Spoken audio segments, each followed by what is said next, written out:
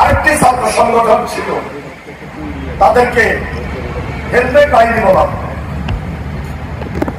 ছাত্রদল কখনো সেই আলোকে রাজনীতি করে নাই এবং সে আলোকে রাজনীতি করার কোন সুযোগও নাই, যেহেতু বর্তমানে বিএনপির ভারপ্রাপ্ত চেয়ারম্যান জনাব তারেক রহমান খুব কাছ থেকে ছাত্রদলকে পরিচালনা করেন। বাংলাদেশের একমাত্র স্মার্ট সিটি বসুন্ধরা এখন আরো নিরাপদ, আধুনিকতায় আরো এক ধাপ এগিয়ে। এবং এই লক্ষ্মীপুরে আমরা যারা সাবেক ছাত্র নেতা, ছাত্রদের প্রয়োজনীয়তা বুঝি, ছাত্রদের অধিকার প্রশ্নে আমরা কথা বলি, আমাদের পরামর্শ থাকবে। এই যে বিশ্ববিদ্যালয় কলেজের নেতৃবৃন্দ, এক নম্বর, তারা জেনারেল স্টুডেন্টদের প্রয়োজনটা সবার আগে অনুভব করতে হবে। এই মুহূর্তে তারা কি চাচ্ছে, তাদেরকে কি সহযোগিতা আমরা করতে পারি, হাত বাড়িয়ে দিতে পারি। ওরা দাবি করেছে একটা ইলেকট্রনিক্স পানির মেশিন খুব বেশি প্রয়োজন, একটা না, আমরা তিনটার ব্যবস্থা গ্রহণ করেছি এবং এখানে কমন রুমের জন্য আমরা ইলেকট্রনিক্স ফ্যানের ব্যবস্থা করেছি। শুধু তাই নয়, এই কলেজের যখন গভর্নিং বডির দায়িত্বে আমি আগেও ছিলাম, আবার 17 বছর পর নতুন করে দায়িত্বটুকু গ্রহণ করেছি। আমি এতটুকু আশ্বস্ত করতে চাই,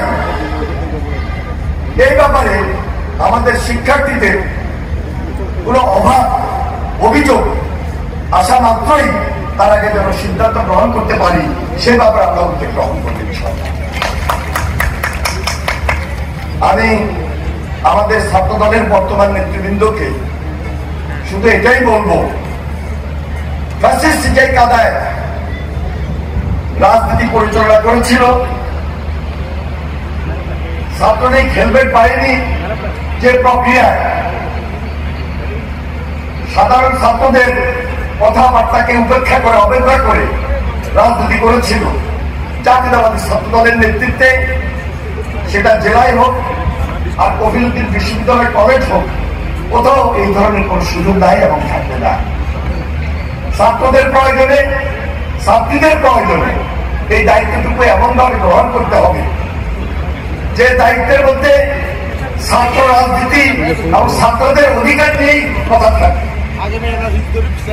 আমরা রাষ্ট্র সংস্কার, রাজনীতি সংস্কার নিয়ে কথা বলি, আন্দোলনও করেছি, নাগরিক উন্নয়নে আমরা কথা বলেছি, কথা বলছি, কিন্তু একটা জিনিস মনে রাখবেন, যদি এই জেড জেনারেশন এবং এক্স ওয়াই জেনারেশনকে আমরা এই মুহূর্তে তাদের পাশে দাঁড়িয়ে তাদের মনোভাব না বুঝে কাজ করি, তাহলে আজকে হয়তোবা দু একটা বিশ্ববিদ্যালয়ে যে রেজাল্টটা হয়েছে, আমরা যদি আগে থেকে একটু প্রিপারেশন, একটু প্রস্তুতি নিই, তাদের মনের ভাব বুঝে কাজ করি, তাহলে ওই যে দু একটা বিশ্ববিদ্যালয়ে যে রেজাল্ট হয়েছে, কিছুটা অনেকে হয়তোবা পরবর্তীতে চিন্তা করবে, আসলে কি এই মুহূর্তে এই রায়টা দেওয়া আমাদের জন্য ঠিক ছিল? কারণ প্রেসিডেন্ট জিয়া রহমান স্বাধীনতার ঘোষণা করেছে। প্রেসিডেন্ট জিয়া শুধু স্বাধীনতার ঘোষণাই করেন নাই, তিনি যুদ্ধ করেছেন, রণক্ষেত্রে নেতৃত্ব দিয়েছেন, মুক্তিযুদ্ধে নেতৃত্ব দিয়েছেন। এই যে বাংলাদেশের স্বাধীনতার সঙ্গে বাংলাদেশ জাতীয়তাবাদী দলের রাজনীতি তথা জাতীয়তাবাদী ছাত্র দলের যিনি অভিভাবক ছিলেন, যার হাতে